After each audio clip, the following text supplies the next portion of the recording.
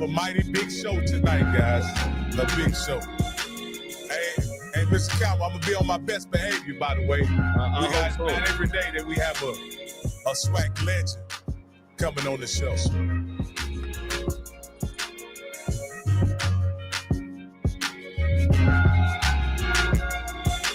Nobody's asking who this guy is. Hey, can you you can't hear my fan, can you? No, I can't. Okay.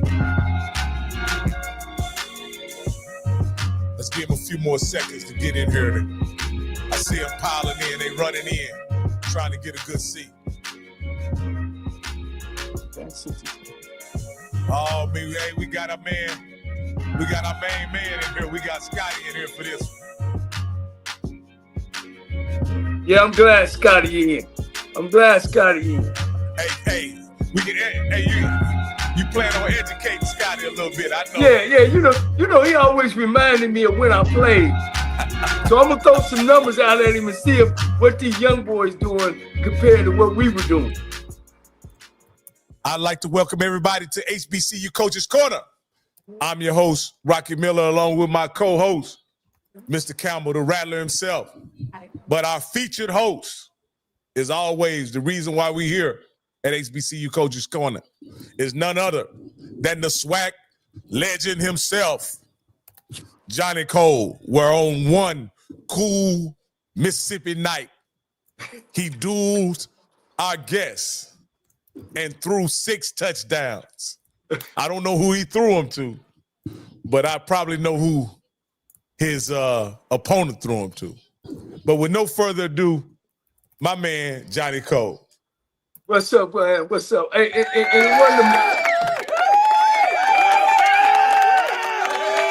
well, let's get some straight. It wasn't no. Hey, you muted, night. Coach. It was a Texas night. So we need to get that I can't hear straight. you, Coach. Yeah, it was a Texas night, not a Mississippi night. Can y'all hear? Yeah, I can hear you.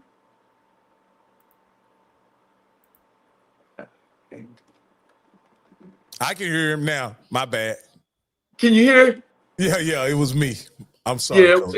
it wasn't no Mississippi night. It was a Texas night. It was Houston, a Texas night. Okay. Houston, Texas. And but man, I tell you what, man, I can't say enough about the man, not necessarily the player, because tonight I want to get into the player, and then we're gonna move on to his new position and all that. But as Bishop Campbell said, man, when you're talking about legendary SWAC football, man, you know, this guy's got to be mentioned in the top. And the thing about it, he came from nowhere. And we're gonna go back, and I want him to start there because, you know, so oftentimes, you know, we don't give SWAC, you know, the attention that it needs, you know, because we had extraordinary guys. And it's fortunate that the guy I'm about to bring in, we played back in the day when they were drafting, you know, 6, 7, 8, 9, 10 SWAC players. You know, so the competition was stiff. The opportunities was very few. When you got in there, you had to make sure that you got things done. And I tell you, man, this guy was he was Air McNair before there was Air McNair. You know, he kind of paved the way, as well as Doug Williams paved the way for him. And as my dear friend, always also a competitor, my friend Willie, the Satellite Totten. Oh man, let me I'm gonna get it right eventually, Coach. Let me get the screen right. There we go, Coach.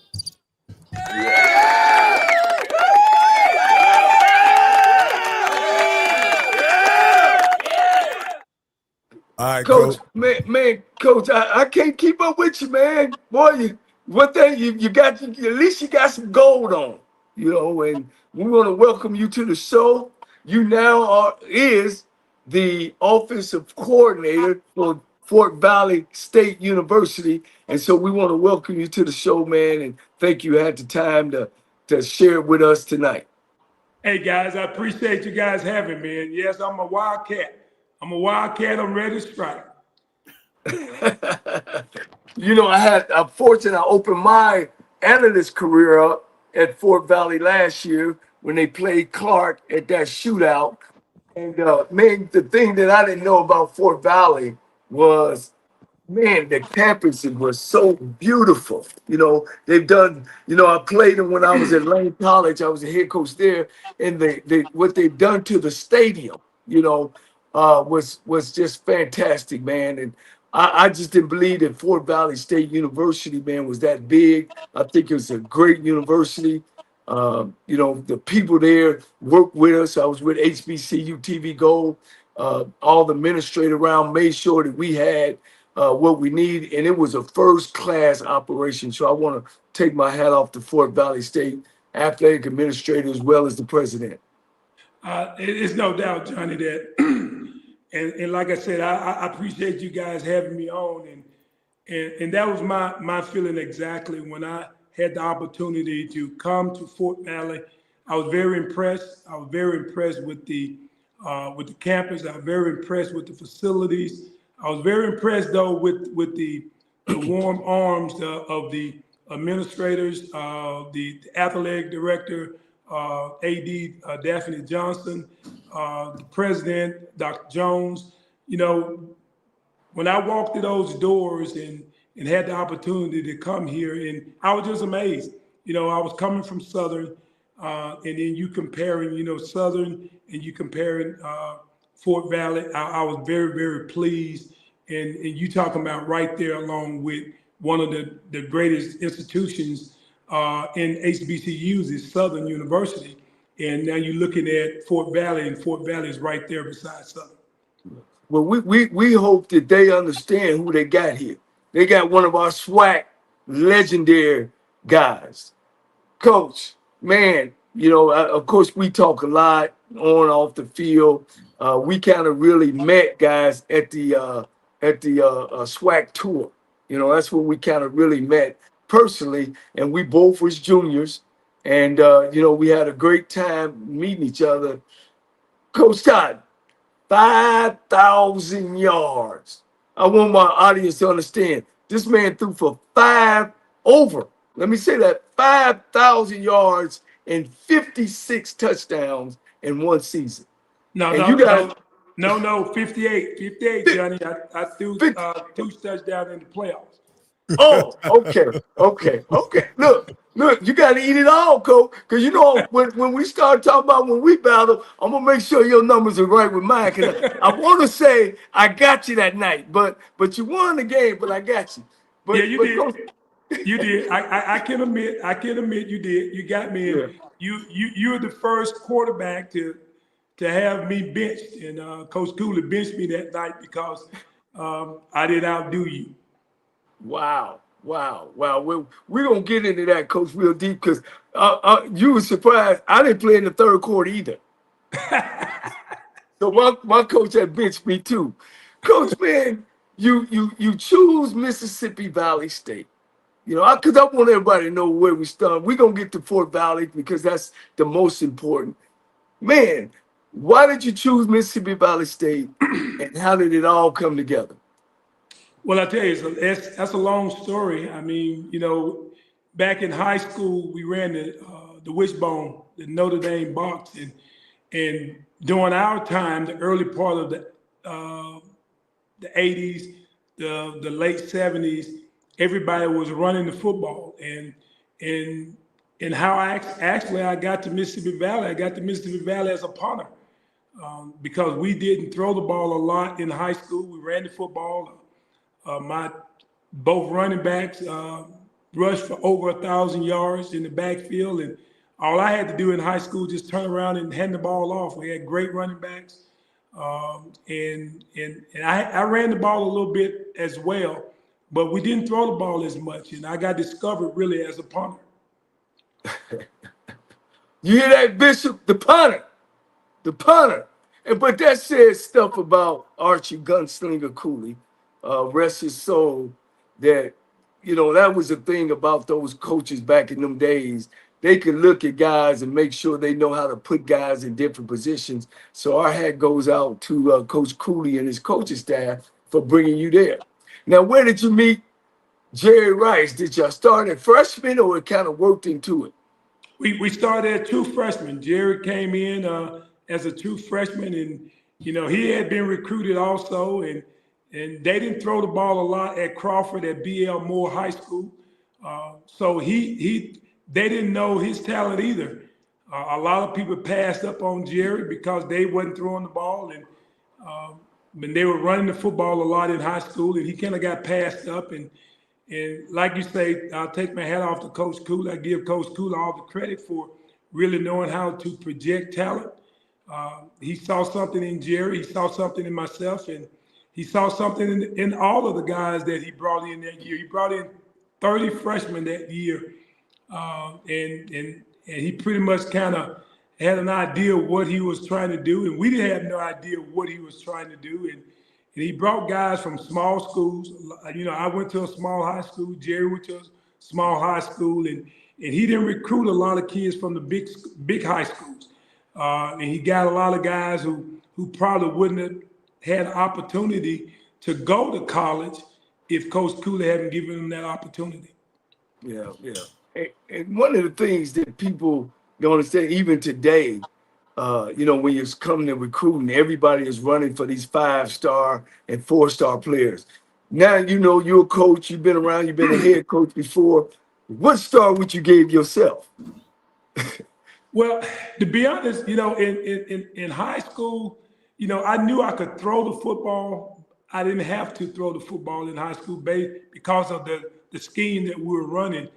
But if I had to give myself a star, I would give myself a 4-star punter. I mean, I could really punt the football. I was averaging 45 yards a punt in high school, and that was kind of hard back in high school. You got a black kid that could punt the football, and I was real good at it. I was very good at punting the football, and that's kind of how I got discovered. Wow.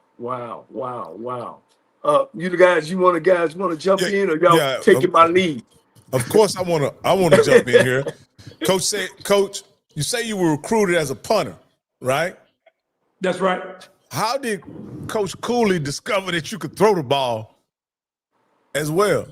Well, like I say, in high school, when we did throw the ball in high school, it was a touchdown. Everybody was trying to play 7 and 8 guys in the box to try to stop our running game.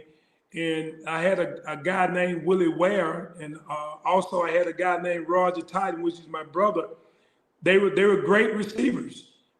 We threw the ball probably 6 times in the game, and out of those 6 attempts, 4 of them was touchdowns. And because the receiver used to be just wide open. And that's how I kind of got discovered. They knew I could throw the football, but I wasn't asked to throw the football a lot in high school. Wow. When you arrived on campus there at Mississippi Valley, did you have any idea you would have a chance to start as a freshman? No, actually, I was redshirted, and that's how Jerry and I kind of got separated. We came there at the same time. Jerry came as a true freshman in 81. I was a true freshman in 81. Out of those 30 recruits, Jerry was the only freshman that played that year as a true freshman. And Coach Cooley redshirted everybody else. So when we kind of watched Jerry, and I didn't play my freshman year because I kind of stayed hurt. Playing in the Mississippi Delta, those football fields were pretty bad, and I usually hurt my ankles a lot. So instead of risking a year, Coach Cooley redshirted me. I think that was his plan anyway, to redshirt that class. But Jerry was such an outstanding player that he was the only freshman that year that played. Okay, so when did you actually get a chance to show your talent on the field? Going into my redshirt year, sophomore year in class, I walked up during the spring of my freshman year, and I told all the quarterbacks, it was 7 quarterbacks, and I told those guys, next year I'm gonna be the starting quarterback. And at the time, they used to tease us about being a crab. They said, "Oh, crab, you're not gonna play here." not behind me. You know, and we had some big quarterbacks. Maurice Johnson was like 6'5", 230. You had Coleman. You had 4 or 5 guys in front of me were upperclassmen that probably would have had no chance of starting. But I told them I was going to be the starting quarterback when I got my opportunity. And when I got my opportunity, I never looked back. So you were recruited by Coach Cooley, and did you know when you got recruited that he had that passing attack, or did you and Jerry develop that chemistry that created that passing attack? Was it the scheme, or was the scheme already there when y'all arrived, or was it something that developed when y'all arrived? I think it's something developed because when we got there, like I say, everybody back in those days, everybody was running the football. We were actually running the veer. Excuse me. We were running the veer, and I had that background coming from J.C. George. We ran the football to Notre Dame box, which is the wishbone. We did run that, so I could run that type offense. And Coach Cooley started out running that offense. But then after he developed, he had some receivers that was pretty good. Joe Thomas, Cleo Armstrong, Curtis DeBarleben. So that what kind of forced him to do something different. And he tried the no huddle. He knew that I could throw the football. Once I got there and really developed to be a pretty good passer, he knew then that he had something different. And he wanted to do something that no one was doing at the time. And he started throwing the football, and that's what we started doing. Yeah. It's amazing, Coach. It's amazing the numbers that y'all put up when today's football game is at least about 68-70% of passing. And I still don't know no quarterbacks that don't throw for 5,300 yards in one season. You know what I mean? That's incredible. And if that would happen now as opposed to then, I wonder if you would have got drafted to the NFL, as Steve McNair did. Well, I tell you, those some times that was incredible. I think it was something new that they were not accustomed to, the all-out passing. And I really think people thought it was a joke. I remember the media asked Coach Cooley that we out there playing sandlot football, and we really had some big numbers. Chuck Prophet, at the time, the late Chuck Prophet was the athletic director. They thought that they were padding stats until some of the media actually came to the game and watched us playing, and they were just in awe of how we threw the football around, how guys was catching the football, and how guys were catching a 5-yard slant pass and taking for 40 and 30 yards for a touchdown.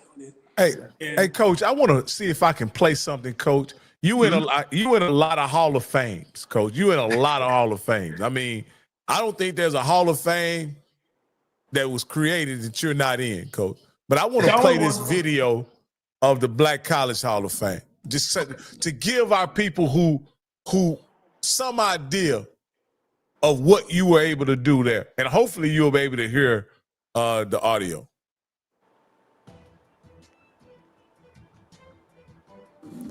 Willie Satellite Totten was born on July 4th, 1960. Can y'all hear the audio?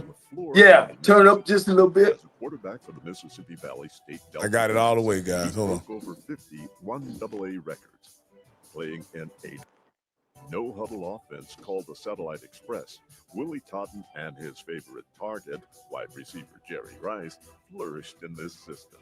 Both men earning nicknames for their incredible play. Totten became known as Satellite, while Rice was tagged world, and their coach, Archie Cooley, earned the label gunslinger for running this offense that allowed his team to score in bunches. Totten twice led the nation in passing and is Division I AA's all-time leader with 139 career touchdown passes. He ranks second in career passing yards with 12,711. 5 times he threw for more than 530 yards in one game. He went on to have brief stints in the NFL, CFL, and Arena Football League. In 1999, the school honored Totten and Rice by renaming the stadium the Rice-Totten Stadium. In 2005, Totten was enshrined in both the Mississippi Sports Hall of Fame and the College Football Hall of Fame, becoming Mississippi Valley's first College Football Hall of Fame inductee. He was inducted into the Mississippi Valley Athletic Hall of Fame in 2006. Willie Satellite Totten, class of 2014, SWAC College Football Hall of Fame. All right, I wanted to show that to kind of give our people who may not be as familiar with what you've done in Black college football, and really, your story is bigger than just Black college football, Coach Totten. What you, Jerry Rice, Archie Cooley, and your teammates were able to do really revolutionized the passing game, not only at the college level, but at the pro level. Kind of tell us, did you guys know what you were doing while you were doing that? I don't think so. I think when Coach Cooley came out with that offense in practice, it seemed like he was just, just coming from the hip. I'll never forget at practice, he said, I tell you what, let's just line up on the ball. At the time, we were running a huddle. He just told us just line up on the ball. He said, Jerry, you go over there. Cleo, you go over there. Joe Thomas, you go over there. And, they call it the empty set now, where you got 3 receivers on one side, 2 on the other side. And we didn't know anything about that back then. And we were just looking at the stress that it was putting on the defense. Because if we walk the guy out, the defense have to walk somebody out. And that's why, now you talking about numbers. And I don't really think Coach Cooley, I think he had a vision, but I think he had no idea that his vision was going to revolution the entire passing game like we did. Even though I'll never forget when Coach Cooley went to the 49ers and when he went there, actually they took his ideals. They took his ideals and they started calling it the West Coast offense. And now everybody is doing it now. And I'll never forget when Coach Cooley came back and told us, we were watching him. Matter of fact, this is when Jerry had gone on to the NFL, and they was running some of the same formations that we were running in college. They were actually running at the 49ers. And then we said, look, we run that play. We run that formation. We run that play, and had no idea that they got that from us. It's just amazing how Coach Cooley took it to another level. Man, I don't think Totten, and we can kind of go over this. How many guys went to pro on that team? I know Carl Byron, DeBarton Curtis, you, Rice. We had at that year, Jerry came out. When Jerry came out, we had 3 guys to go get drafted the year Jerry came out in '84. But actually, that next year, which was in '85, we had 9 guys to go get drafted. wow. 85. We had 9 From Mississippi Valley? From Mississippi Valley. We had that year, Carl Byron got drafted. Freddie Parker got drafted. Freddie Parker went to the Green Bay Packers. Carl Byron went to the Buffalo Bills. Willie Ware, who was our kickoff specialist, he went to the Green Bay Packers. We had 3 offensive linemen got drafted that year. And we had Joe Thomas, who went to Denver Broncos. And we had Curtis DeBarlaven the year before he went to the Houston Gamblers. So we had guys on that team to get drafted in, and no one really said a whole lot about that because of, Jerry was the kind of the highlight. But we had guys to get an opportunity, and we know that we give all that credit to Coach Cooley, because a lot of those guys, and I think JC said it earlier, we were nobody. I mean, we were guys from small high schools. No one really knew about us until we went to Mississippi Valley and really made a name for ourselves, and the rest of it is history. Yeah. That's one of the things, Todd, that you know this too. One of the things I never worried about recruiting when I became a head coach. You just got to go find them. You kind of know where they are, and you got to develop them and make them into what. And nobody wants to do that anymore. The new coaches now, everybody wants to get, the microwave guy that he's already a ready guy. And Bishop, and of course, Rocky, you learning, that was just at Mississippi Valley State.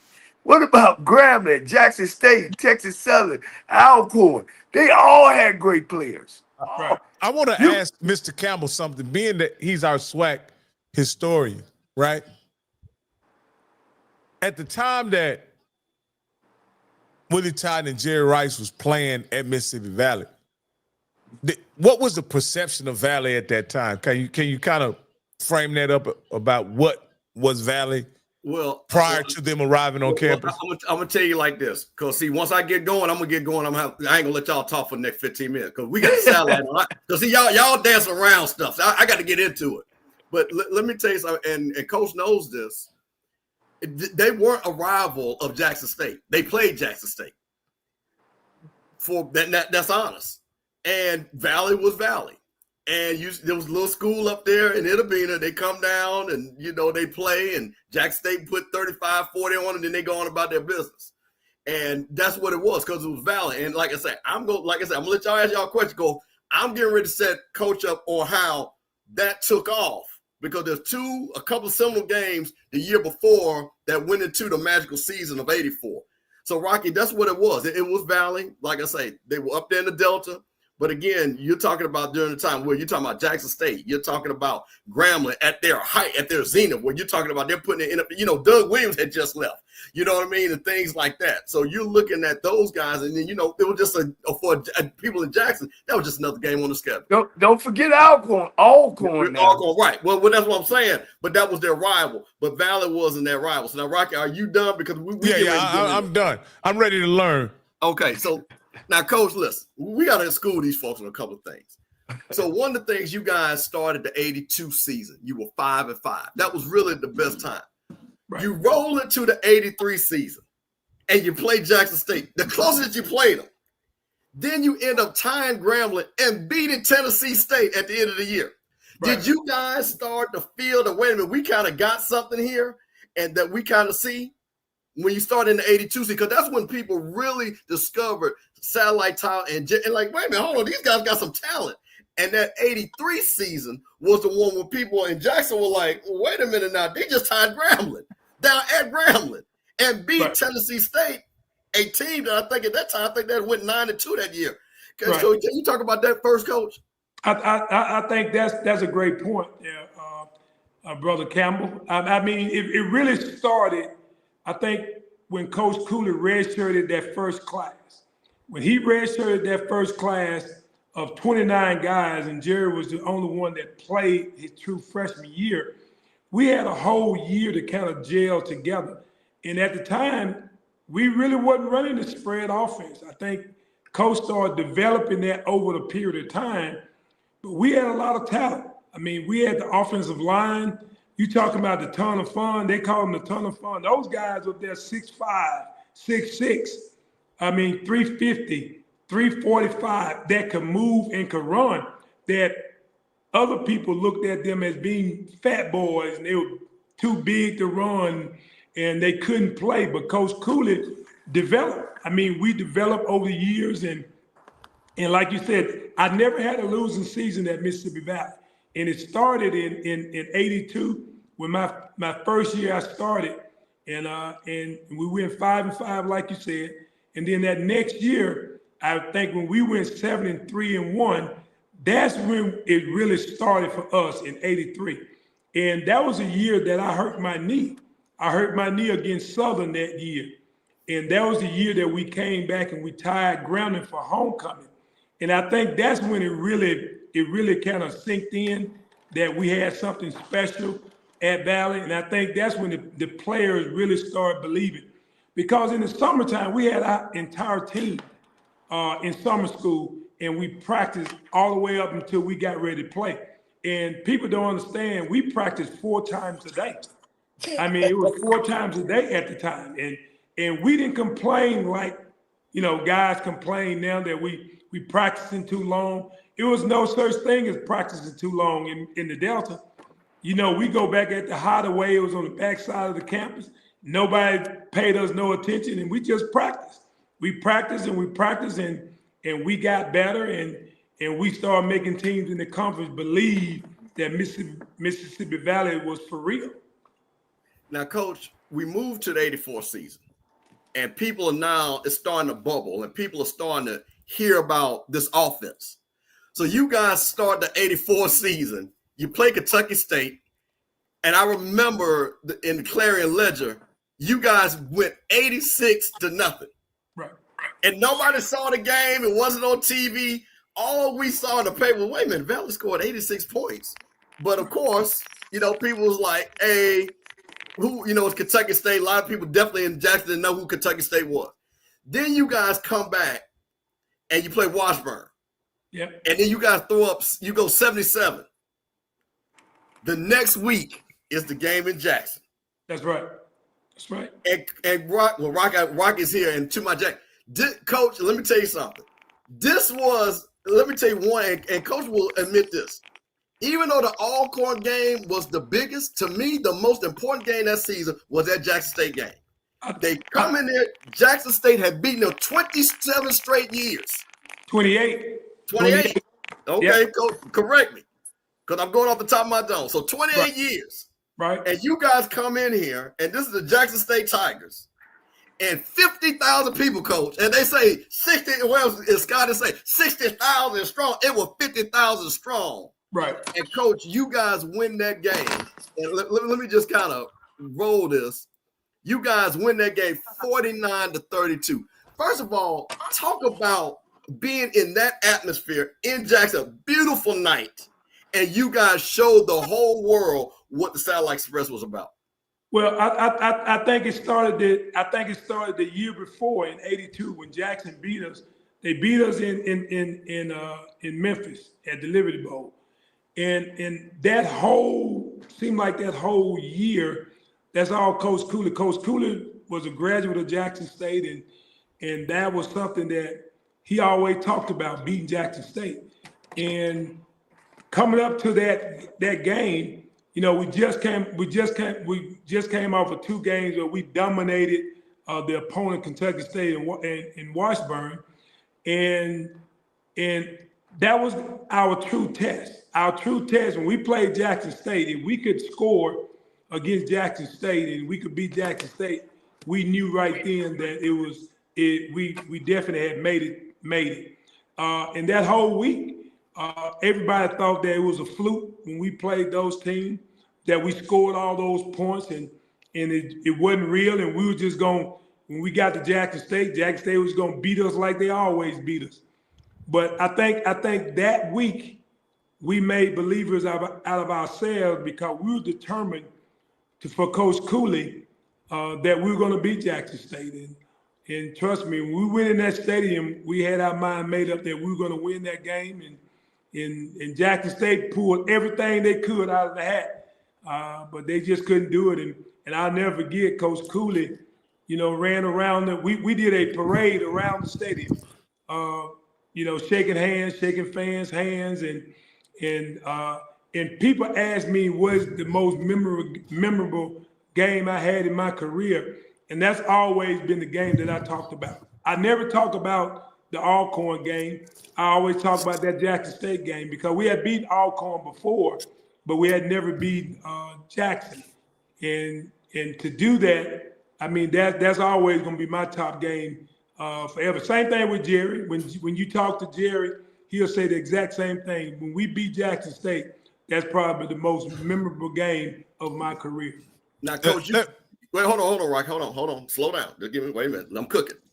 So, Coach, you go for 526 yards in that game, and you're under the lights. And let me ask you a question, because one of the things I remember, because the game had kind of tightened up a little bit, and I remember. Do you remember the play when Jerry basically scores the touchdown to put you guys ahead?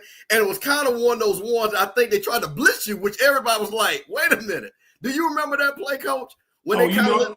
I know every play that happened. Kind of talk about that play, Coach, because I think when I go back and remember that, it was kind of like you looked at Jerry like, I know they're not about to do this. You hit this go route because, and I wonder because one of the guy, because I mean, like you said, they were doing zone, they were doing man to man, and I'm going to go back and look and see who the guy that was playing corner, because I think he got drafted too. No, the guy he beat was number 24. I never forget.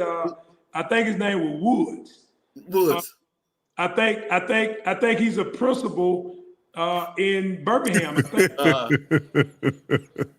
I think his name was Woods. And yes, I remember that they came with an all-out blitz, and because I had a brace on, and they felt that I couldn't run. But all I need is a little time, because I could throw the ball backpedaling as far as I could throw the ball going forward. And I think that was one of the things that was unique about my style of play.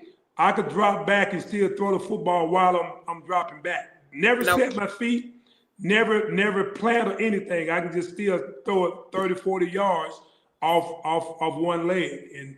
And I think that's what happened on that play. They tried to blitz me, and I knew Jerry right now. We had our little signals that we give each other, and it was just a nod of the head. And that right there let me know Jerry finna go downtown, and all I had to do just make the throw. Now, Rocky, let me tell you what's funny. There's a picture, and I was like, literally, there are 4 Jackson State defenders in his face, and as Coach said, literally off the back foot. And everybody, to think about it, when you're talking about 50,000 people in the stadium, you could hit 100, because we were like, no, and that ball just landed, and then Jerry did that famous. Hands up. Hands up. Hands up. And then that's what it was. Now, Rock, I'm going to let you go ahead, because I still I want to ask, so you guys, I remember this growing up, like you guys were one of the teams that they would break in, and for whatever reason on the ABC game of the week, whether it be Notre Dame or Ohio State, they would report on what's going on with you guys, because what you guys were doing was so unique, right? But the one thing I always looked at was kind of, and you can look at, and I suggest you guys go look at Willie Totten highlights. There's tons of them out there. Coach, you had a way of passing the ball that made it look like it was a laser, like it was a pinpointed laser. Did you have a special grip of the ball and it was always a spiral? Like, how were you able to do that, Coach? Well, Rocky, I think I was blessed with big hands, man. I got some hands that is unreal. I mean, and I could grip the football, and I didn't have to have the threads. I could throw the football without the threads, and I had a quick release. And I think that was my access that really helped me out a lot, because I could get the ball out quick. So by you blitzing me, it didn't matter, because I could get the ball out quick because I had a quick release. And the other thing I always noticed, Coach, you could always hit now these is highlights, but you were always hitting the guys on the run, right? Was that something you guys practiced, or you were always hitting Jerry on the run, or one of the guys? It was almost dead in stride. Was that one of your special talents, or was that a function of the offense, or kind of just? I think what happened, we developed that over the period of time, and I don't throw it to I don't throw the balls to the receiver. I throw it to a spot, and it's up to that receiver to go to that spot and catch the football. And a lot of guys didn't play because they couldn't get to the football. And that's why Jerry, a lot of times people see Jerry catching the ball because I'm throwing it to a spot. And that's something that I developed over the years. And that's something that I try to teach my quarterbacks now, that you throw the ball to a spot and it's up to that receiver to get to that spot to catch that ball. Now, Coach, let me walk you through. So you guys, you beat Jackson, you go down and you beat Southern 63-45. But I think the seminal game for you guys also far as exposure was the game in the Hoosier Dome against Grambling. Against Grambling, yeah. 40,000 people on BET. This is the first time we really, because now, people, because again, guys, and this is what, there was no internet. There was no thing. You just had to read the paper. And if you weren't in Mississippi, you didn't see the level of play. But that game on BET, Circle City Classic, tell us about that game and how much that meant for you and the Valley program, that everybody in the country, because that's when everybody was like, hey, you got to watch this game. And I think that was, and if I remember correctly, that held the record for a long time as the highest rated BET game ever. Right. And that was a great game. Charlie Neal, he called that game. And we talk about that now a lot. When Charlie and I sit down and we'll be talking, we always talk about that game. And at that time, we were bigger than life. We just beat Jackson State. We just beat Southern. And now we going to play against the legendary Eddie Robinson.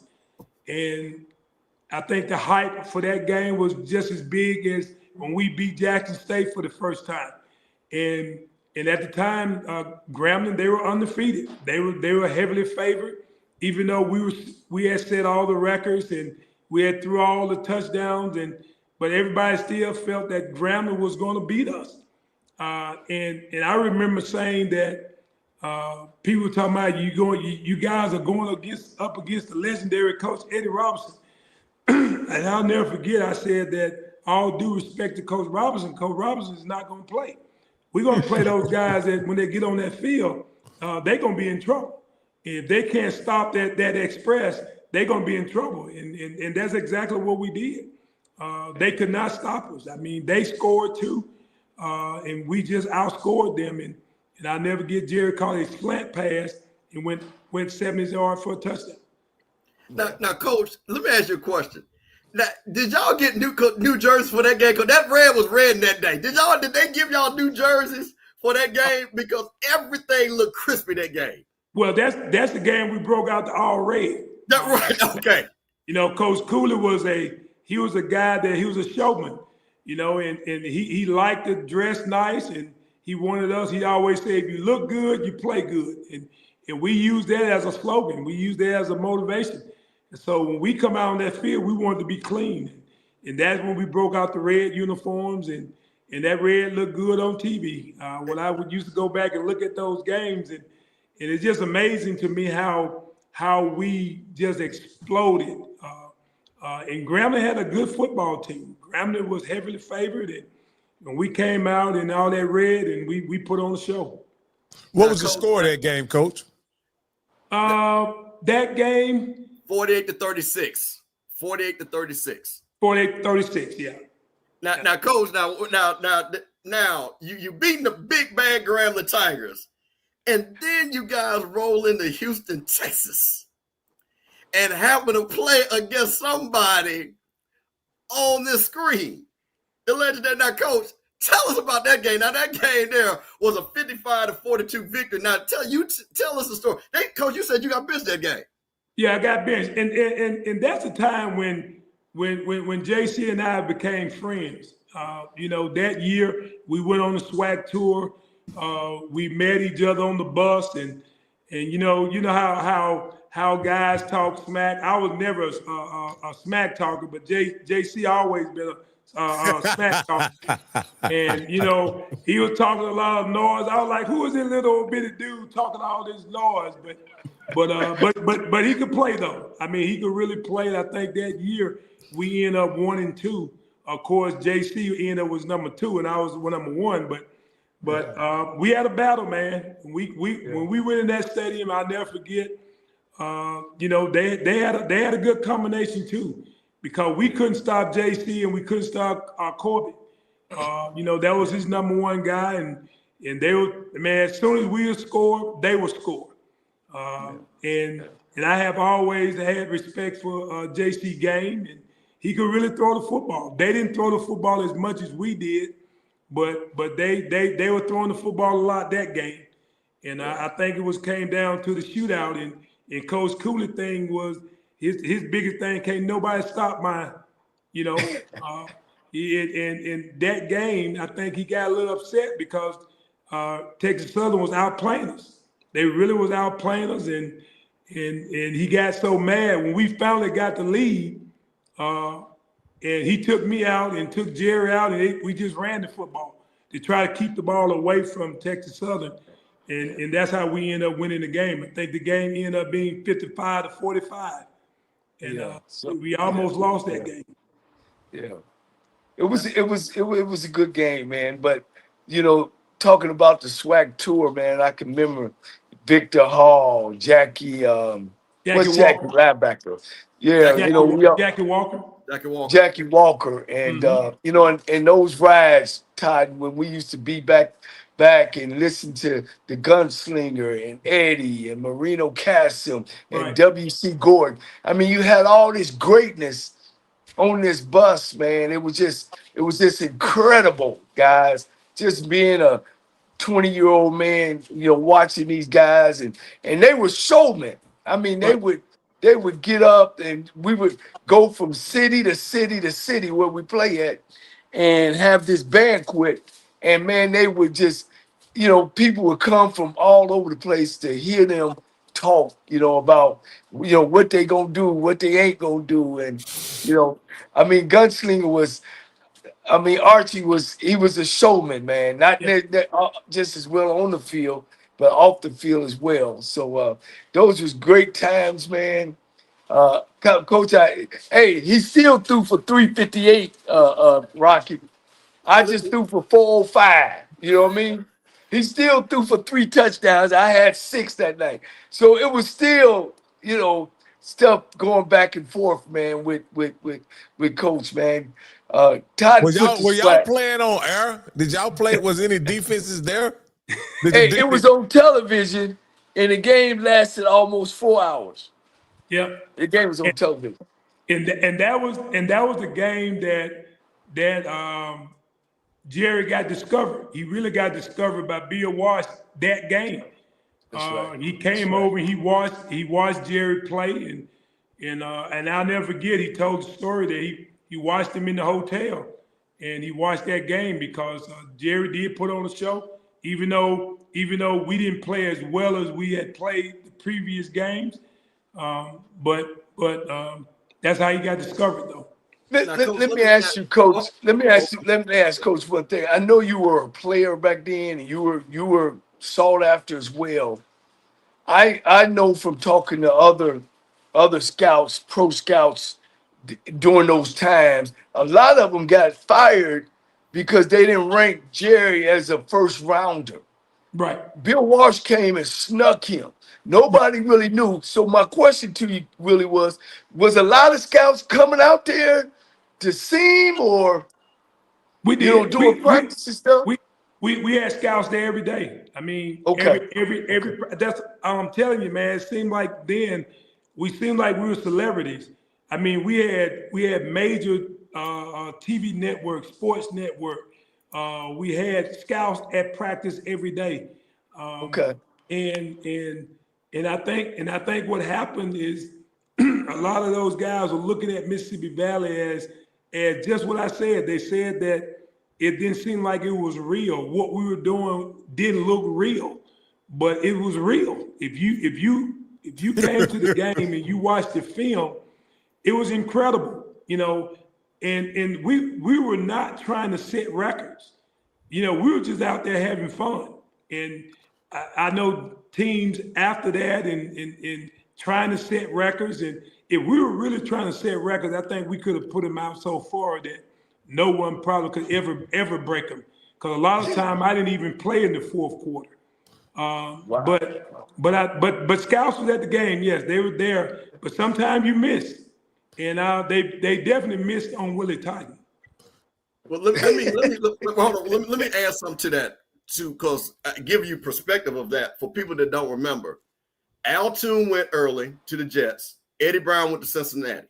Mm-hmm. Everybody thought, now mind you, this is back in the time when Cowboys were really America's team, them and Pittsburgh Steelers. Everybody thought that Jerry Rice was going to get drafted by the Dallas Cowboys. But who had the pick in front of them? The San Francisco 49ers. And that's how Jerry Rice became a 49 because Dallas had scouted him, kind of kept it under wraps. That's right. They kept it under wraps because they thought they had discovered him. They thought they had discovered him. Yeah, Gil Brandt used to be at our practice. That was a scout. He used to be at our practice every day. And what happened, Coach, on another thing, he came in.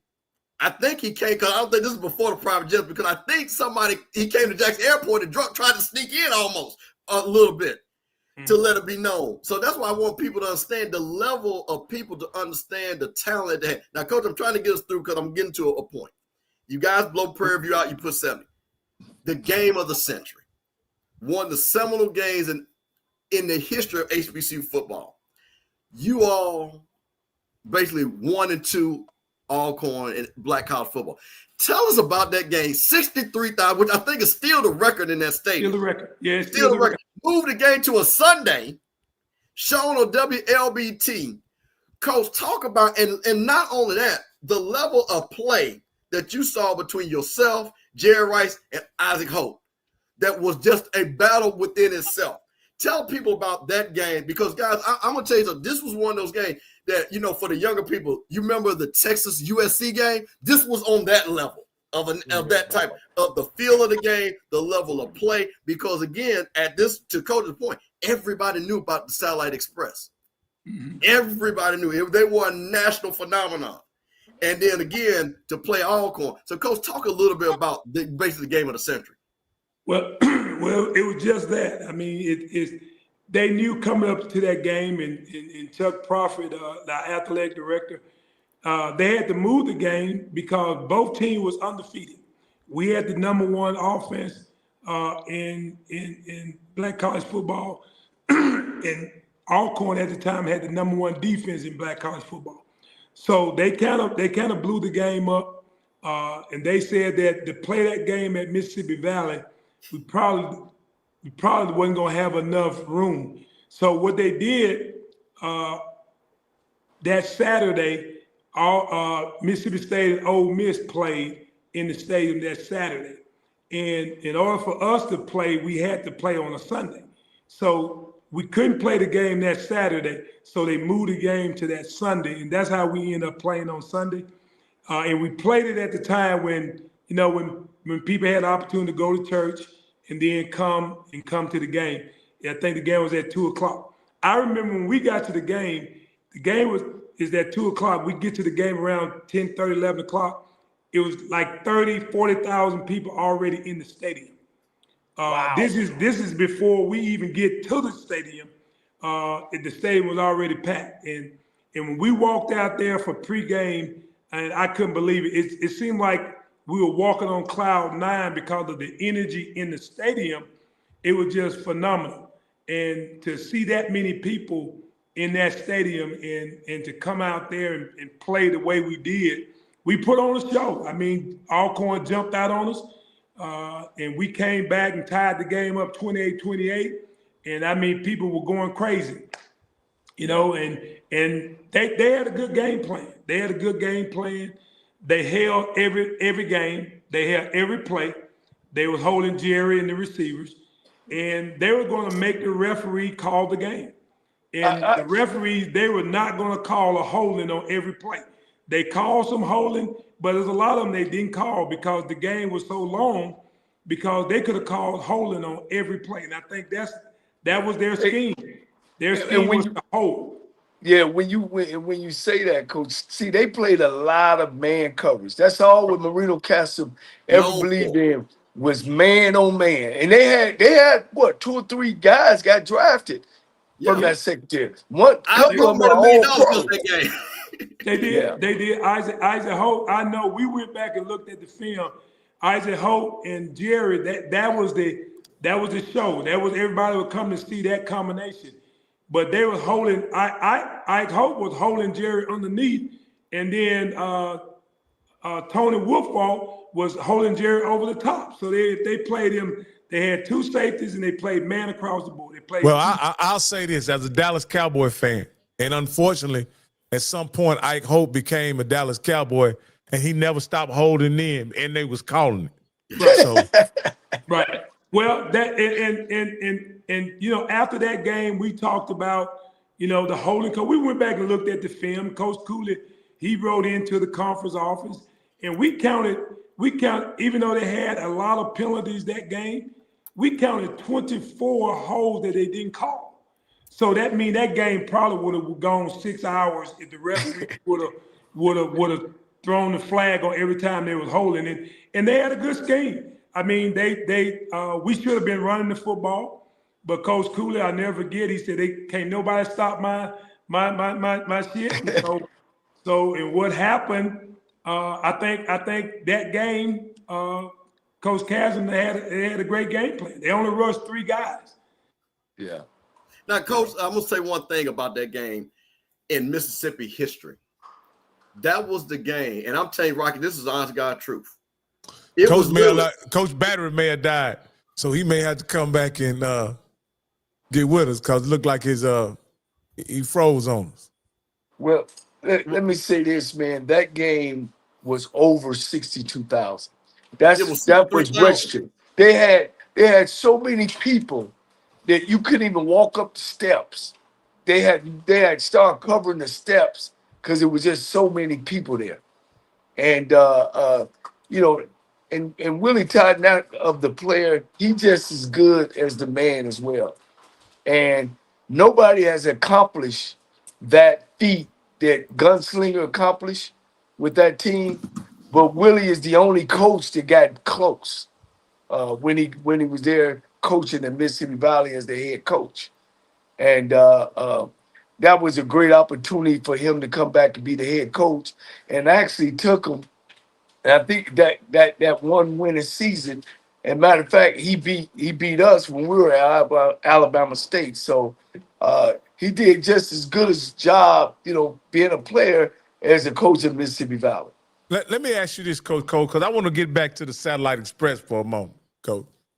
When you guys were watching the Satellite Express on film, right? And I know you weren't a defensive player at all, but you had defensive players on your teams, and at the end of the day, were they shocked by what they were experiencing on the field? Like, well, let me say this: they were so exciting that I know at my camp at Texas Southern, hell, we watched the defensive side and the offensive side. They were putting up so many numbers. I mean, you was like, sheesh, man, what are they doing on the defensive side of the ball? I mean, on the offensive side of the ball. You know, me being a quarterback. But it was all over. I mean, you know, the formations they've had was like, it's almost like when somebody is running trick plays all the time. And they got, man, this ain't no football. This ain't no football. Because they were doing stuff that never had been done, you know, on a college level. You know, stacking 3 receivers back, going no back, 3-2, 4-1. You know what I mean? Coming with the jet sweep. I mean, it was amazing to watch. It's no different than what they're doing now. You know what I mean? It's just that they didn't get a lot of credit for it. You know what I'm saying? And they actually made defenses change. You know what I mean? They you couldn't just sit there and play 40 down and have everybody up front. You had to play back. Because let me say this to you, and Todd talked about them. They had the tons of fun. Every guy on the offensive line was 300 plus. 300 plus. And they were athletes. And then Carl Byron was set at about 6'1", 6'2", tailback. You know what I'm saying? And then they had all the wide receivers with Joe and DeBarlo, and those guys were quick, fast guys that got bubble screens. I mean, they were doing all and going no huddle. You know what I'm saying? So It was exciting to watch, man. You know, it was a pleasure. But at the end of the day, he got off. I think he'll come back. What win championships? Rocky, you always said defense and what else? The run Coach, game. the run game, yeah. The run game. Yeah. And that was Marino Cassim's thing. Marino Cassim was gonna run that football. He was going to shorten the game on him. Yeah, and they were gonna play man coverage on the backside and stop your run on the front side. Yeah, Perry Qualls was a running back. I think he ran for over 200 yards that game. And what they did, and Coach, you could say, correct me if they had, and literally Marino Castle said to Isaac Hope, wherever he go, you go. That's right. And everybody else was in the cloud. And man, Isaac Hope was traveling, huh? Listen. And he literally said in the interview, they said, well, Coach, what did you tell him? He said, you go where he go. That was the play. I remember that in the press conference. You go where he go. And literally, it was just amazing to see this at this high level. And one of the things I wanted to just say, you're talking about, Rocky, 64,000 people. At least almost 20,000 were white. Yeah. Okay? Yeah. And you're talking about, and I will say there's never been a time in the state of Mississippi from that time on where other than Maywood McNair, but still wasn't 20,000 white people, that you had that many white people because like the coach said, Ole Miss had already played, Mississippi State had already played. All these people had heard about Mississippi Valley because Alcorn was an afterthought. It was like, oh, Valley's just going to score 80 and keep it rolling. Alcorn was an afterthought because people wanted to see Jerry Rice and Willie Totten. And to see that many white people, I will never forget when we walked in that stadium because it was kind of weird because the white people were like, where do you sit? Do you it's a assigned seating where, it was general admission for our seats and everything. So they was like, no, you can sit there. And to see the camaraderie and the level of play. Now, mind you, during this time, Jackson State, Alcorn, Valley, it was clear they had the best players in the state. Ole Miss was horrible. Mississippi State. And USM was pretty good during that time. Because they had a guy named Reggie Collier that was just crazy. Coach, you might remember Reggie Collier. I remember him. He was a quarterback. Yeah, quarterback. I think he played for the Cowboys for a hot second, maybe. But that was the only team. But Ole Miss and Mississippi, they were horrible. They were horrible during that time. So you're talking about all these people that really wanted to see the best football players play. And you're talking about, again, what Alcorn had from the defense, what Valley had. So, again, I just wanted, because that was the season that Valley will literally never forget, honestly. So let me ask you this here, because you're from Mississippi, Mr. Campbell, and in Texas, integration, where University of Texas, Texas Tech, Baylor, and Houston, even in the 80s, right, they weren't taking as many blacks as they ultimately would end up taking. But they were taking, I would say, 20. There was 20 guys on the team, maybe 15, maybe 15, 20 guys on the team. What did the Ole Miss team look like in the 80s? Mississippi State and Southern Miss was really black. The problem with Ole Miss is that they didn't want to take them. Nobody would go. You would never, when they would try to recruit, first of all, they never recruited Jackson because they knew not to even come to Jackson. So they would stay up there and get a lot of kids. They would get half the guys from Memphis that they would get. Okay. So they would never, ever really get. And there was a guy named Chris Osgood from the Mississippi Gulf Coast, was the first big-time player that went to Ole Miss. And he shouldn't have never went. Everybody said he should have went to Jackson State. He should have never went to Ole Miss. And Chris Osgood took his butt up there to Ole Miss and ruined. But he was like the number one quarterback in the country. And Coach T. So, you back, Coach? Hey, I'm back, man. But look, my phone went dead, man. My phone went completely out. Hey, Coach, I was just making a point, and then we could just close out because I just wanted to close out with this last thing. I was telling them how historic the game was because that was the time, and it's never happened again, where it was clearly almost 20,000 white people that came to see you guys to watch the game. Oh, it's no doubt because everybody that I ran into that was white said they were at that game. Even if they weren't there, huh, Coach? And they were for real. They said that every time I go places, and they'll say, "Look, man, I remember that game that y'all played in the state. I was there." I was there. That's what they would say. But you know what though, guys? Even though we played that game, no one never talked about who won. No. You know, at the end of that game, even though they beat us 42-28, you know, they did a hell of a job on a drive, and they scored 35-28. And I think they had like a 13-14 play drive with Moon, and that's how they beat us. And then I don't count that interception at the end because Hope was holding. He was holding. Jerry slipped down, and he stepped in front of the pass and picked the ball off, and that's how they ended up making it look like it was a lopsided score. But that game was a tight game the entire game, though. Well, Coach, that you know, to be that is not only Mississippi history, that is Black history. That game, because again, you're looking at people consider Jerry Rice the greatest of all time. Right. You one of the greatest all-time college quarterbacks of all time, and for all the people, and that's what I was telling Rocky. I grew up in a time, and Coach, you notice every game there were NFL quality players, first rounders, second rounders, and things like Hall of Famers that went on to be Hall of Famers. So to be in that stadium that day, and I'll tell you this too, and Coach, one of the things as a Jacksonian, because you know Ole Miss would come in that stadium and Mississippi State, and they never sold it out. Yeah, they 30, never sold it out. Yeah, 40,000 was the most they had put in. And the pride that we had, it said it took the Black schools to sell their stadium out. And right. That was just a big thing in Jackson, the pride. And Jackson State wasn't involved because they put 50,000 with it. And just to see between the Jackson State game of 50,000 and you guys with Alcorn, 64,000, I think nobody will ever forget that. And Coach, I'm just telling you as somebody, and again, we had a lot of kids that's on the playground. We would run that Valley Stack. We would be in the street. And I'm going to say this, and I want to end it because, like I said, the rest of it, but that was the most important thing. Of course, you got to play in the playoffs and everything. But, Coach, to this very day, the Minnesota Vikings is running a Valley Stack 40 years later. How do you think about that when you're watching the NFL and they still run the Valley Stack? Well, that's what you talk about legacy. You know, when you can build and people can trust and believe in what you did 40 years ago, that means you had something good.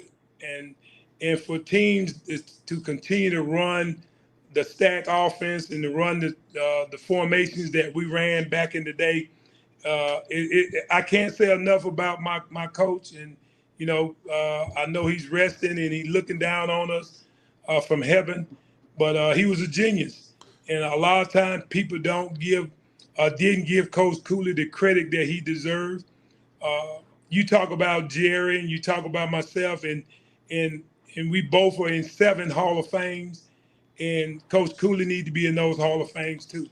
I mean, because it wasn't the Coach Cooley, it wouldn't be no Willie Totten, it wouldn't be no Jerry Rice. And I know that for a fact, and I said that at his funeral, that Coach Cooley deserved and he need to be in the Hall of Fame, in the Mississippi Hall of Fame. He's in the SWAC Hall of Fame. He's in the Valley Hall of Fame, but he need to be in the College Hall of Fame because Coach Cooley did some great things that no other coach even dreamed of back then. Well, let me ask you this here. You know, Mr. Campbell mentions the Valley Stack. You know, that's really the first time I've heard it coined, that phrase. Again, I'm a newbie to SWAC and HBCU, so correct me if I'm wrong. But this one thing I do know is that a lot of times when they start talking about the run and shoot or the spread offense, they bring up names like Mouse Davis and Eric Coryell and all this kind of stuff. How does that make you feel being part of that pioneering offense? And like I say, I don't know what Mouse Davis and Eric Coryell's contribution to the spread offense was, but can you say without a doubt that there was no spread offense or proof of concept of the spread offense until you guys ran it in Valley? Well, I think Portland State was running with Neil Lomax. I think they were running similar to the run and shoot, the wide open. Coach Cooley didn't call it the run and shoot. Coach Cooley he called it the express, and that's kind of where I got the name from. because we used to have 5 receivers. No one were using 5 receivers. But I like to think that Coach Cooley was a mastermind of putting that offense together. Whether it was a plan or he didn't plan it, but it turned out to be remarkable, and everybody is using it. And I would really like to see people give Coach Cooley his credit. I mean, I know he's not here to see it or to hear it, but I'm still here. Jerry's still here, and we know where it originated from. It originated from Mississippi Valley State University. Well, let me ask you this here, Coach, because I'm a old, and this is gonna be the football nerd in me, and I'm gonna ask you this question, and some of you guys may know it, whatever. But were there any option routes in your version of the spread offense, or was every route predetermined? It was predetermined based on the coverage. If they was going to give us man, we knew exactly what route they were going to run. If they gave us zone, we knew exactly what we were going to run. So we really had like two plays, and those plays were based off of what the defense was going to give us. We're going to have a guy going inside. We're going to have a guy going outside. Now, you guys make y'all mind up who's going to go inside and who's going to go outside. Because all I know is if I'm going to throw the ball to the inside, I'm going to throw it to a spot. Whoever gets to that spot is the one going to catch the football.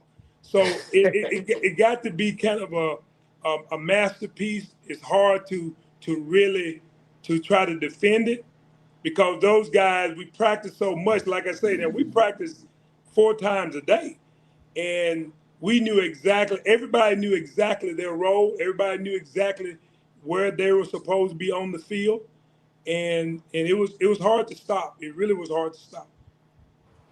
Now, Coach Cole, while you dropped off, he mentioned that you at one point coached at your alma mater for several years and had some success while you were there.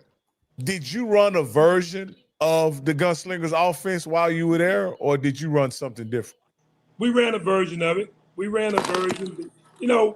Back then when we were running, people didn't know how to defend it.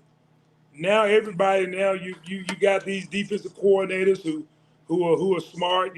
They know football too, and now they run a lot of mixed coverages, a lot of disguised coverages. So it's not as effective now as it was when we ran it back in the day because nobody knew how to stop it. Now people are just dropping people in coverage and now making the quarterback make a decision and making either you're going to throw it in the zone or you're going to throw it up the field. So let me say something, Coach, because I'm not a guy that I don't hate the spread offense. I do enjoy the spread offense, but this is what I think the problem is as a football guy, as a football nerd. What you were able to do as a quarterback and what other guys were able to do, whether it be Andre Ware, whether it be Case Keenum, whether it be, I forget the guy out of Hawaii that did that. Those are rare skill sets for quarterbacks. Not every guy that takes the snap can do that, Coach, can throw the ball 50, 60 times a game. And the issue is not that they can't physically do it, but the judgment of a quarterback that's having to deliver the ball 50, 60 times. To me, that's the greatest asset of a guy, Colt Brennan. If you're going to do that, you have to have a guy that has impeccable judgment and be really quick mentally. Do you think, and I'm going to ask you this, do you think guys are putting these spread offenses a lot of time that does not possess the skill set or the mental quickness, arm quickness to actually execute it? I think in some cases, yes. I mean, I threw the ball one time 75 times in one game. 75. And I completed 46 of those out of that 75. And I think now it's hard to do that because you don't have offensive coordinators who are patient enough, or you don't have head coaches who are patient enough to let a guy throw the ball that many times. because now everybody now is the run and shoot, and the field get narrow once you get down in that red zone, and it's kind of hard to really throw the football like you want to throw it down there. And I think football is a copycat league. I mean, when you now everybody now is into the RPOs. I mean, the RPOs is nothing but just run or pass. And I think it's a copycat. Everybody's copycatting off of that now because it don't take a skilled quarterback to be able to do that if you got great running backs. So it just all depends on what you believe in and what you are trying to accomplish. Coach, what I'm simply saying is, I'm sure Coach Cooley tried to replicate this same offense with a different quarterback. Did it ever reach the heights that it had when you were the trigger man? I don't think it did because Thomas Leonard was the quarterback the year after me, and his stats was nowhere near my stats. So I think it has some merit to it in terms of the skill set of the quarterback, and I think it has also the merit of what the offensive coordinator believe in. I think Coach Cooley saw something in me that I didn't see, and we did some remarkable stuff. And I think if I was quarterback now, I think I can still do the same thing because I think it was just a skill set I had because I had a quick release. I could get the ball out quick, and I think you have guys now who can throw the ball the same way, but I think it's a different mindset. And Coach, this has been a pet peeve on a lot of the HBCU sports media platforms, and because we have you on, I got to ask you this question: what do you think about quarterback play in the SWAC the past 4 years, and what can be done to improve? I think it's not so much the quarterback play. I think it's the play calling. I think the coordinators, based on what they're trying to do, really kind of dictate to what that quarterback can do. You know, everybody want to throw the football, but you got to have a quarterback that you believe in because a quarterback is going to make mistakes. If you throw the football as much as teams want to throw, that quarterback is not going to always be as accurate as you want him to be. And I think coordinators have to understand that. And I think sometimes we get impatient as coordinators, and we don't give that quarterback enough leeway to make those mistakes because quarterbacks now that I've seen in the conference, you make a mistake, a lot of times coaches take you out, or you playing a dual quarterback, or you playing another quarterback, and I think that's has been the hinder. Either you make a decision of what you're going to do and do it, or you don't do it. And I think that's kind of been what the coordinator believe in. Now, Coach Cole has a bias in his, as far as play callers and as far as OCs. Coach Cole, I'm gonna be honest with you. Coach Cole says, if you ever took a snap, you have an advantage as a play caller and as a quarterback coach. Do you agree? I think so. Yes, I agree because the reason I'm saying that is I'm not saying that you can't be a great quarterback coach if you never played quarterback, but I'm saying that if you played the game, you know exactly what that feels like, and you know how to instruct and tell that young man who's playing quarterback what to expect and what to look for. And I think it makes a difference when you have played the game or you've taken that snap, you understand what that quarterback is going through. So what you're saying is, Coach, that's a pretty bold statement for you to say, Coach, when I asked you about the quarterback playing SWAC. You're putting it basically on coaching and quarterback development. That's what you're simply saying is the issue. It's not a talent issue. It's not a player issue. It's a quarterback. It's a player development and coaching issue.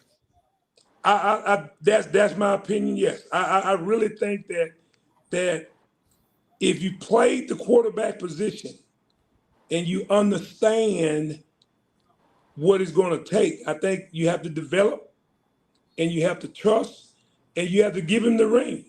I mean, you have to let him make those mistakes. Some things you may have to let him work out. And I know winning is everything now, and sometimes, you know, people don't have the patience to wait on the guy. They want a guy to do it right now. And I think if Coach Cooley would have given up on me a long time ago, I wouldn't be in this seat right now. I don't think I would have been the quarterback or developed to be the quarterback I turned out to be, because I made a lot of mistakes at the beginning. And I think Coach Cooley had the faith in me to give me the rein to let me make those mistakes, because I threw one game, I threw 6 interceptions, but I threw 9 touchdowns. So it kind of balanced out. But now coordinators don't have that kind of patience. If a quarterback throw an interception now, first thing they want to do is take him out. And I think quarterbacks now, especially in HBCUs, I think sometimes it's a delicate, in a very delicate situation, because winning is so prevalent now that if you don't win, you out of there. So I think it's just a matter of opinion. All right, hey, Coach, since we moving on to the coaching spot and talking about dual quarterbacks, I know at Southern University, you was in exactly that situation there, you know. And I know, you know, you was just the quarterback coach. You wasn't the offensive coordinator, and you correct me if I'm wrong. And you guys had a dual situation there. You know, matter of fact, it actually got one of the head coaches let go. What was going on there? That's some of the things that you were talking about? You know, because when you're not that coordinator, you know, you're just the quarterback coach, then definitely you gotta do what they ask you to do.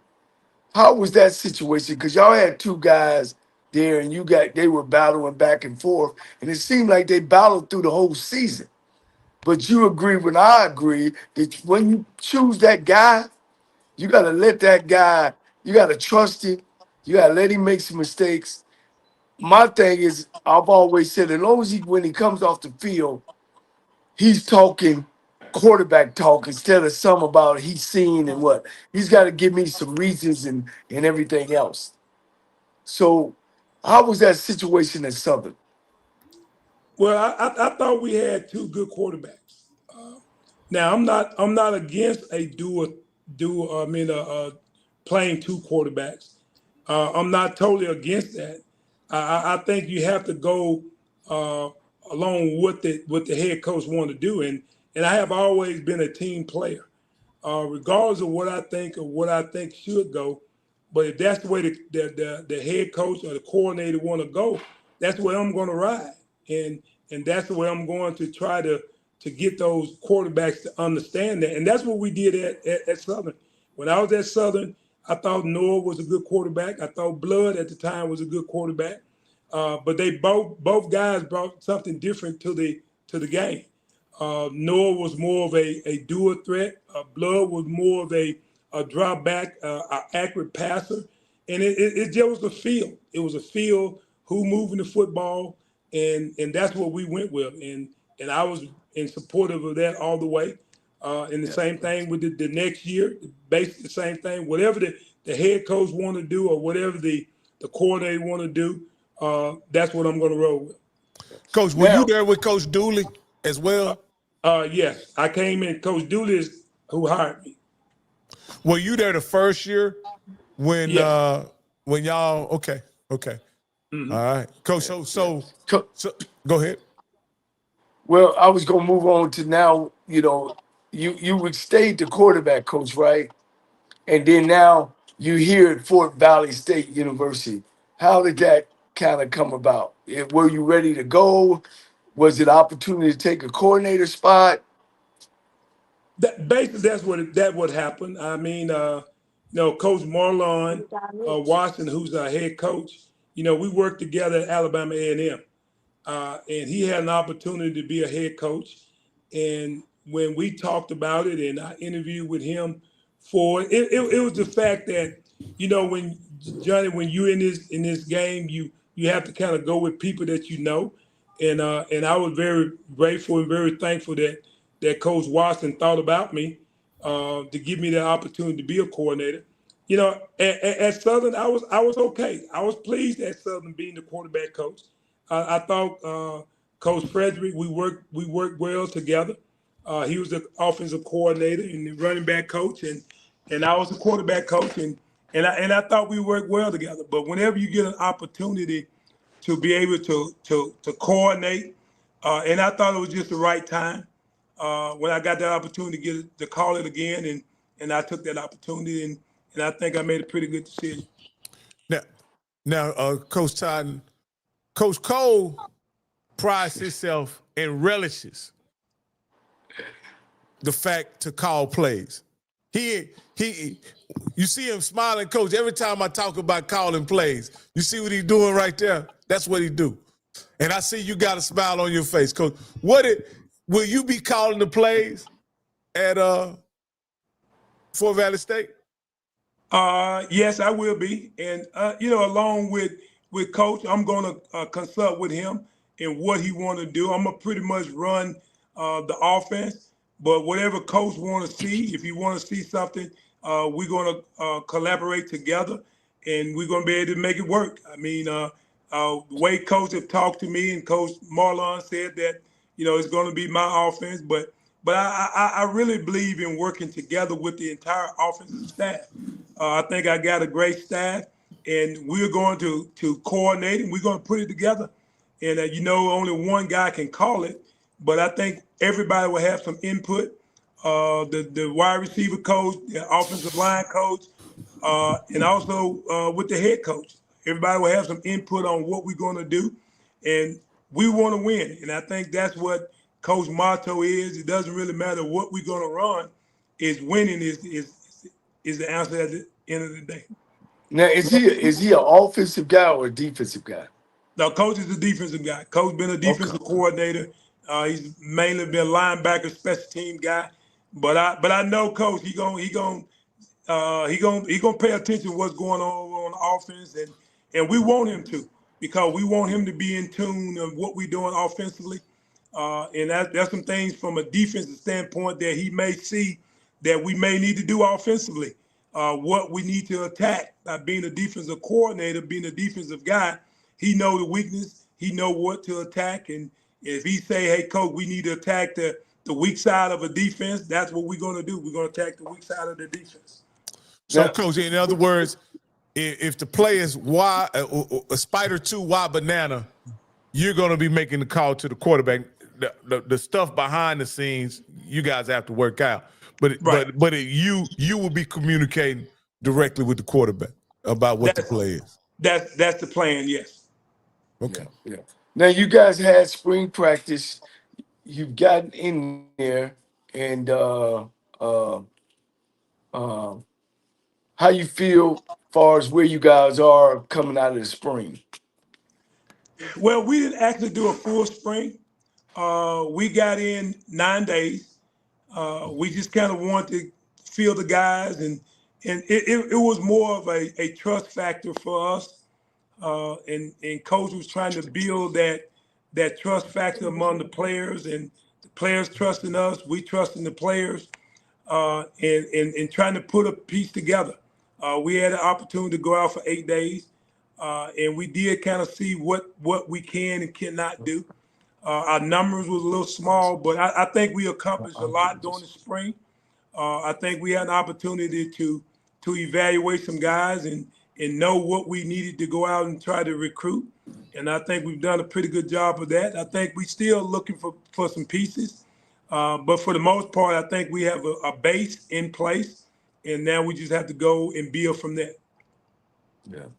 Now, what are the areas that you coming in and doing your evaluation that you think you guys had to improve in? I guess mostly just on the offensive side of the ball. I think offensively, we got to improve on offensive line. I think we end up coming out of spring with, I think, 12, 13 offensive linemen.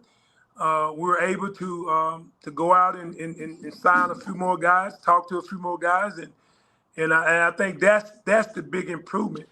I think we once we improve the offensive line play, I think skill guys, I think we're okay at the skill position because we have a lot of talent.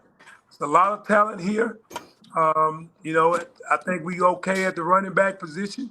I think we okay. We got a few more wide receivers, but our biggest focus on offense was mainly increasing our depth on the offensive line. Yeah, when I did that game, I could remember and knowing the coaching staff where they like to run the football. They had a you know a whole bunch of running backs that were pretty doggone good against Clark. I think they rushed over 200 yards that game. But I also hear that you guys lost your quarterback. Did he go in the portal? Yes, I think he went in the port. I think he's at Johnson C. Smith. Yeah, that's what I heard. I'm surprised that you guys had a big time wide receiver, but I think he graduated. He did. Uh, He uh did. yeah, but you had a stable running backs. Did they all stay, or did some of them leave as well? Well, I think the majority of the they only had a senior, one guy to leave. The other running backs are back. With that, I think that may be the strength of the team right now is the running backs. Because we got a couple of kids that can really play. I was very impressed with them in the weight room. Very impressed with how they approach the game, and the running back situation is going to be pretty good. Yeah, good. Well, Coach, let me ask a quick pop quiz. How many of the kids actually know who you are? That list. Well, well, I don't quite get into that as much. Only thing I tell the kids is just Google me, and I think they get a kick out of that. But I get a kick out of telling them that too. So I'm not a guy that try to wear my stuff on my sleeve. I just try to work hard and get those guys to understand they believe in what I'm doing and what I'm teaching, that they can be successful, and the rest of it they just have to do that on their own. Hey, Coach, I got to ask you this, Coach. Can you still spin it? I probably can throw it about 5 or 6 times, and after that, I think I need to rub down. But yeah, I do still throw a little bit with the guys, but not as much as I used to. But these guys now, they can throw the ball, man. They can throw 60, 70 yards with no problem. But I try to stay away from that. I'm an old guy now, and I try to stay in my lane. Yeah. Now, who are you ready to call a signal caller, or you gonna wait till you get back in the fall? I think we're gonna wait. I think we had 4 guys that went through the spring, and I was pleased with their performance. But this thing starts all over again. What you did in the spring was just in the spring. I think when we start fall camp, we're gonna start all over again, and we're gonna do it, evaluate again, and the guy who come on top will be the guy who's gonna lead this team, and hopefully we'll come up with that decision probably before we play our first game. Coach, I know you want to throw that thing, Coach, but do you have some targets out there to get the ball to? Well, I kind of toned down a little bit from that. I kind of felt in that Johnnie Cole mode. I know he liked to throw the football, but Johnny and them, they have ran the football very well too. And as a head coach, you have to shift gears a little bit. When I was a head coach, guys want to throw the football every down, but you got to pay attention to what defense is doing too. You don't want to wear your defense out. You get an opportunity to run the football. You're going to run the football, and you get an opportunity to throw the football. And that's what we're going to do. I think we pretty much going to be 50-50. And I've developed that over the years. And yes, I like to throw the football, but if we can run the football, we're gonna run the football just as much as we're gonna throw it. And I know that take a lot of pressure off of the defense. Do you have some guys to throw it to? We were pretty impressed in the spring. we're going to go out and, you know, we got some guys that we looked at that we feel that going to come in and add to what we had in the spring. But we feel pretty good where we are, though. If we can beef up on that offensive line, I think our skill position going to be able to match up with anybody in this conference this fall. Yeah. Well, I tell you, Fort Valley State it surprised me when I went out there on campus, the beautiful campus, and I see why they get good athletes out there because it sits out in a pretty area. Um, I think that the opportunity to get an opportunity to play out in Fort Valley, which is down in nowhere, I was surprised it's so far from Atlanta, you know, that we had to stay in some other area. I can't think of the area. But the stadium is beautiful. So what can we look, you know, when we do our countdown of where people gonna land at, where you think you guys are at as far as returning and what you have seen on the field? To be honest, I really don't know. I mean, you know, with the pieces that we got coming back and the pieces that we added, you know, of course we got to come in and guys got to gel together. We got to get the continuity. But from my history, being in this conference, I had opportunity to coach at Clark Atlanta, had opportunity to coach at Albany State. Now since I've been here, there's no doubt that Fort Valley is going to be in the mix. I think we're going to be in the mix at the top. When it all said and done, I think we're going to be in the mix. Now, where we fall is going to be based on injuries, going to be based on continuity, and hopefully we'll finish at the top at the end of the day. The Wildcats. That's right, Anything? Wildcats, man. I'm a Wildcat. I've been a lot of things, boy. I was a Wildcat in high school, and now I'm back a Wildcat again. So that's amazing how things come full circle. Well, Willie Totten, man, we go back 40 years, man, and I appreciate your time and your effort. I know we'll keep you on here an hour and a half of your time, and it's off season. I try to tell people this is the best time for coaching because they off. You know, That's I mean, right. I think you might be off, but you say Yeah, you've been well, there about 3 months. You got y'all playbook straight. I mean, you good to go. I appreciate you coming on the show, man, and I'm gonna let these guys say their last little piece, and then we're gonna give you your last little piece. okay. I appreciate it, Johnny. I appreciate you, brother. I just Yeah. want to, Coach Totten, I just want to say thank you for coming on the show. You know, initially I didn't know a lot about HBCU football, but one thing I did know, I knew who Willie Totten and Jerry Rice was, even when I was growing up. And so it's a pleasure to have you on. And Coach Cole said you're a great football player and coach, no doubt, but you're an even better person. And I tend to agree with him based on the experience we've had setting up this interview. And I want to thank you for coming on. I appreciate you, Rock, man. And it takes guys like you to get the story out, man. And you guys continue to do what you guys are doing. I think you guys are doing an outstanding job. People need to know the stories. And if you don't have guys like yourself putting the story out there, people will never know. And you guys keep doing what you guys doing, man. And anything that I can do over here at Fort Valley to help you guys, just call me. And JC know he can call me. We talk all the time, and whatever I can do to help you guys, I appreciate it. Well, Coach, I want to do my part because, like I told you, and I think for a lot of people from Mississippi, how proud we are of you because you were a black quarterback that threw the ball, that was cerebral. You broke all the stereotypes that many people talked about being a quarterback. So I'm just going to lead people so they understand, again, who this man was. Again, we're talking about the FCS all-time leader in career passing TDs, ranked second in career passing yards with 13,000. His 5,000 passing yards in 1984 was a single-season record. He twice led the nation in passing efficiency. 5 times in coach's career, he passed for over 530 yards, including a 599-yard game against Prairie View, and was an All-American setting the all-time single season touchdown passing mark of 56 for all of it, plus the 2 that he did in the playoffs for a total of 58. So, Coach, like I said, as a fellow Mississippian, I appreciate you being on.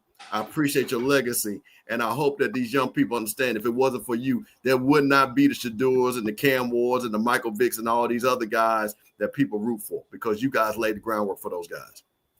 Hey, I appreciate that, man.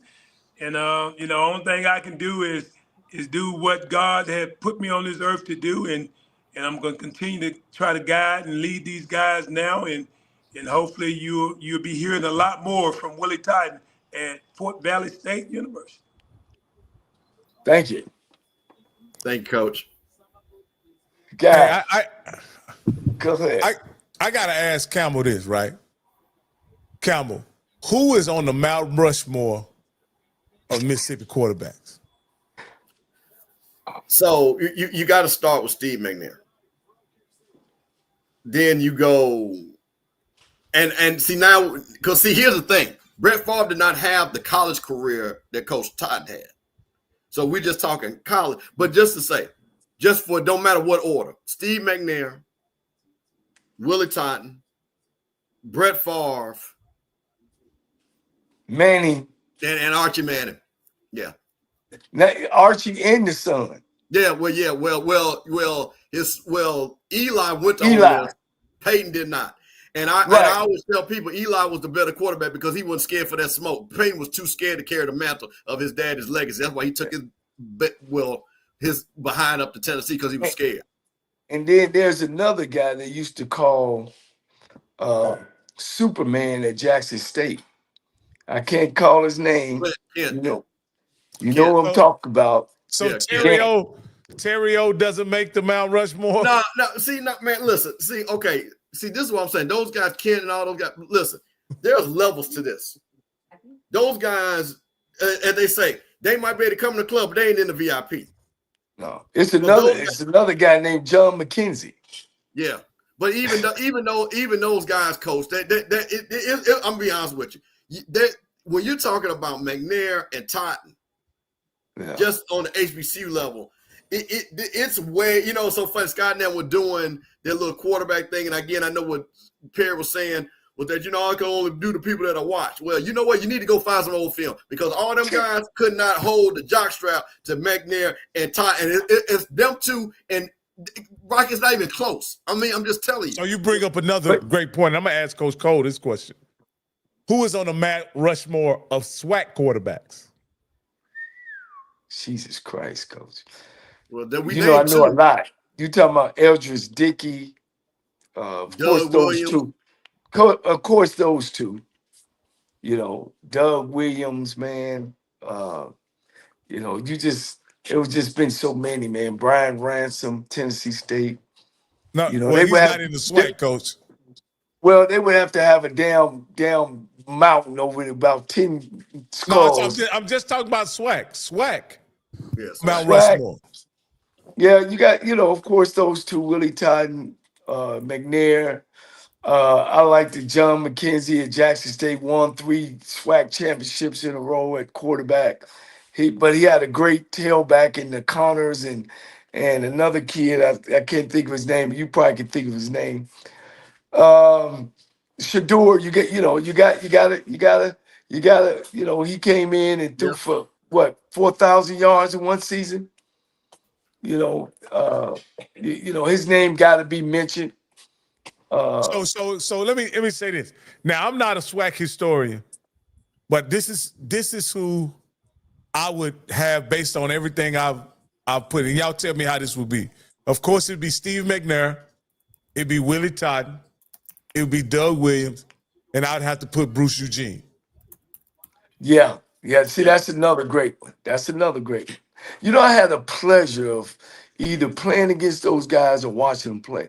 I can remember when Steve McNair was flushed out the pocket and he was running towards our bench. And man, he threw a ball. You could hear the wind off of it. Willie Totten, Bishop, he invented the fade throw, the go route. in the spin on the ball. If you ever, and we'll get a chance to meet him, Rocky, when we travel a little bit. When he shakes your hand, Rock, he swallows it. When he say he got big hands, he got big hands. Every time I always be trying to look at, man, don't be putting them big hands on me, man. Yeah. Coach, now you know Yeah. who gonna call us, Coach. I forgot one person, but this was more. We can't forget James Shaq Harris too. Yeah, you can't. But LG Dick, you can't. And I'm just saying you can't SWAC do because, that. like I say, Dickey was a Tennessee State guy, but I'm just saying Yeah. SWAC when you're talking about, Yeah. and that's the thing, Rocky. When you go back and look at some But of the Harris, he didn't have the numbers back then because they ran the ball a lot. yeah, You know what I mean? But he was special because he was one of the first to go into the NFL. yeah. You know. So let me ask you this: if we do the Mount Rushmore of quarterbacks, does anybody in the MEAC, and this is HBCU now, so we're opening it up to SWAC, MEAC, Independence, CIAA, SIAC. Who would you put on that? Is it any different than the SWAC Mount Rushmore? See, we always in the SWAC have been tossing the ball around. The MEAC was more defense and run game. They had a kid out of North Carolina Central, but that's when Central was Division II. So you can't really put him up in the numbers. You know what I'm saying? I'm thinking Florida A&M, Coach. I can't think of a guy that really put the big numbers up. Because the MEAC has always been that tough, rough. Oh, I'm sorry, I gotta say it. Jay Skywalker. I gotta say that name. Yeah. Because he's in the Hall of Fame. He goes on the Mount Rushmore? Yes. Jay So Skywalker. which guy do you take off? You take off Bruce Eugene? Oh no, you can't take off Bruce Eugene now. You take off Willie Totten? No, you got to go. We would have to go with them four. No, what we're saying, we already got four. We got Doug, we have Willie Totten, we have Steve McNair, and we have Bruce Eugene. And if you the only reason why Doug is up there because he went on to be successful in the NFL. His numbers weren't incredible, but Doug, they were just winning so much. The show was on the road. It was Showtime. Okay. But when you look at the numbers, you got to put Jay Skywalker up in there too. So you're saying, now let me catch this right. And Coach, I forgot, I coached two of them at Tennessee State. I forgot about Leon Murray, who was a 3,000-yarder and a Heisman candidate as well. You know, so Coach, and I'll tell you what, Coach, I'm gonna tell you who I forgot too was a bad boy. And I don't know if we said it, was Sean Gregory. Sean Gregory. He came in after McKenzie. Well, he came out the Boyd. Gerald Ashbury. Yeah. And what about the kid we were just talking about? The kid they used to call Superman. Yeah, Kent. Jackson State.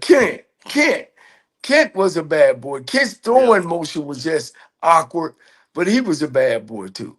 And these guys are 3,000. This is the 3,000-yard passers. Let's start right there. So if you didn't throw for 3,000, you can't be on Mount Rushmore. That would knock off Doug. That would knock off Gregory. That would knock those guys off.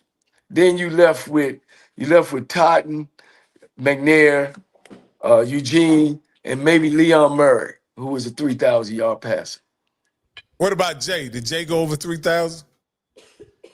Jay Skywalker.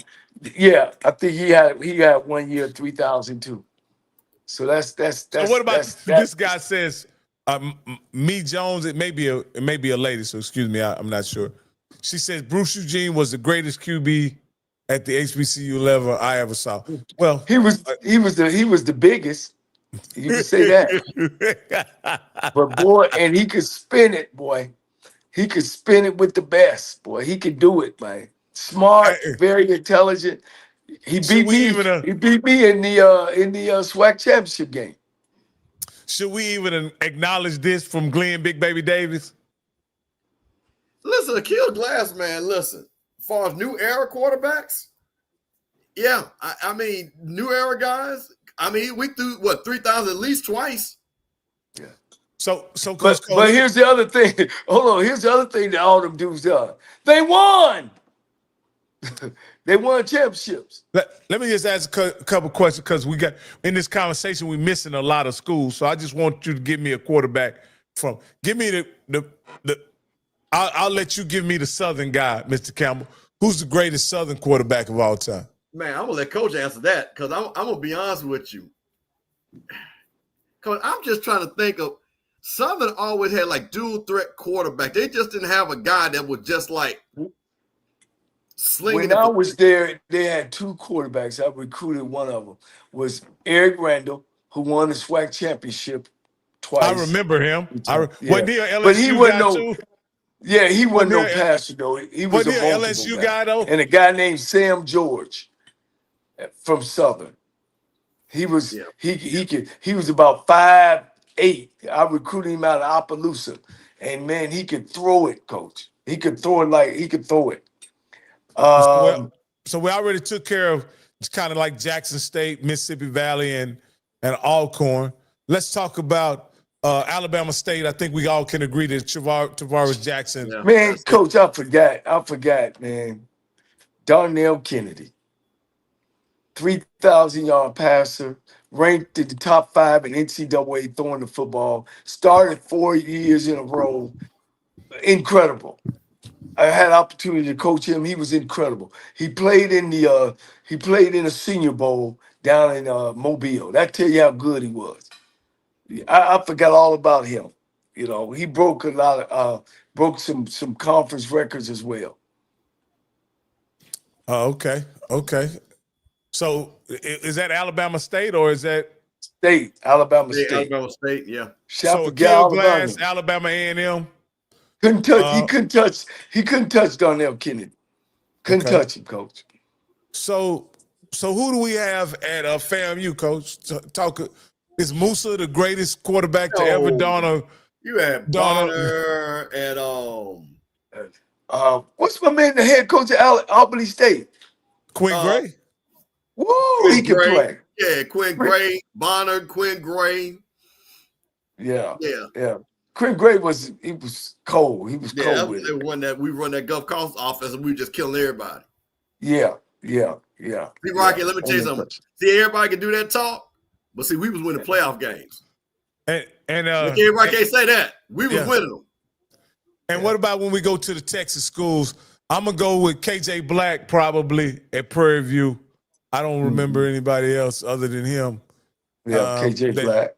And then I'll let you tell us about Texas Southern, Coach Cole. Shit, you're looking at it. It's been voted on. It's been voted on, Coach. They voted down, and he was the best quarterback to ever come through Texas Southern. That ain't my words. That's the word down there.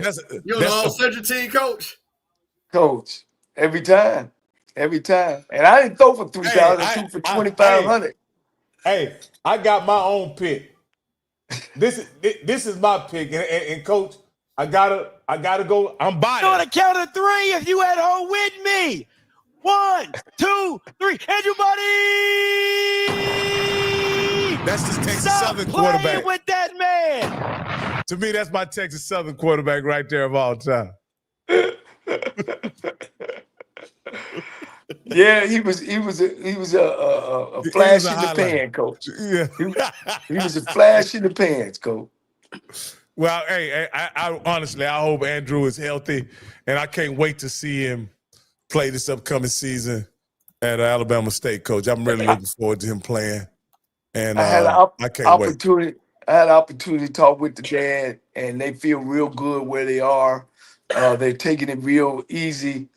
He's on a throw count. The surgeon really kind of got in there and cleaned it out real good and tightened it up. And, you know, there's a difference between an orthopedic surgery guy and just a shoulder surgery guy, you know, meaning that, and I can remember when I broke my arm, they put a plate in it and they were letting me know, well, we're doing this because, you know, your career is over at that time. So, you know, you got two different type of doctors, two different, you know, one that deals with these type of injuries wherever he had, to fix it the right way so he can continue to play. And then there's some surgeries that they just putting you back together, because it's detached. You know what I mean? So they feel real good. The family feel real good. Body is real good. Coach Robinson down there, they're working him slowly through what he's doing, and I think he'll be ready to rock and roll. Oh yeah, I like I say, I can't wait. It was, I know they lost the game last year, but he had a scintillating performance before he went out with an injury, and I'm just looking forward to see what he can do. He may be the next great SWAC quarterback. We're coming down to we're coming down to the end of our show for the summer, but we got one for next week, and Okay. Shannon Harris, who's currently the head coach of the DC Defenders for the XFL. He's an HBCU former football player for Tennessee State. He played quarterback as well. Me and him talked, and he would like to be on the show. We would like him to be on the show. So we're looking for that for next week. And they're doing well in the XFL. Check him out this weekend coming. The playoffs have started. They finished number one in their division during regular season. He's the interim new head coach. He took over from Barlow, so it'll be an exciting time to chat with him and catch up with Shannon Harris. Hey, Coach. I want to thank you because again, having Willie Totten on was a great show. We have our FAMU guy efforting, so hopefully, maybe by basketball season we'll have Coach Ward on. We're working on it. Might be sooner than later. Still working on it. He's recruiting, but we're gonna try to get him on here before we get up out of here, or have a special edition. Okay, we may have a special edition. But Coach, I don't have anything else. You guys can wrap it up now, man. But thank you again, Coach. Thank you again, Campbell, for joining me on the show. All right. Well, Coach, I'm gonna say this real quick because I think this is very important. Florida A&M has now selected the 13th president to be confirmed by the Board of Governors, a person that we felt was not qualified, a person that we felt was not in the running, a person that we don't feel has the best interests of Florida A&M at heart. And this should really, I see a lot of people, on social media and on these different YouTube channels, they think things are a joke.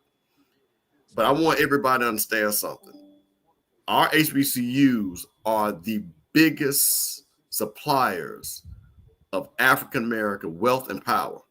And when one of us hurts, all of us hurt. So when they are disrupting and destabilizing, this is part of Project 2025. So you see what they've done at Jackson. You see what they've done at South Carolina State. You see what they've done at Tennessee State. You see what they're doing at FAMU. So I'm asking all my HBCU people to understand that we need to come together and start flexing our muscles. Because if we do not, Coach, what HBCUs, their mission is, they're going to just change it of just going from A to B, not A to Z.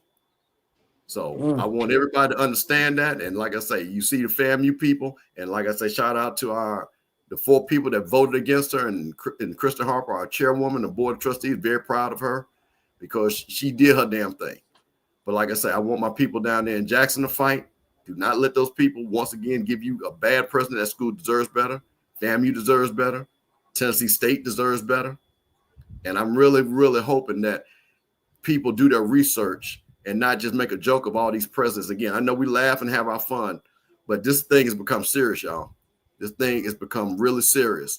And if we allow our flagship universities to be taken over by people that want to do us harm, then that's our failure.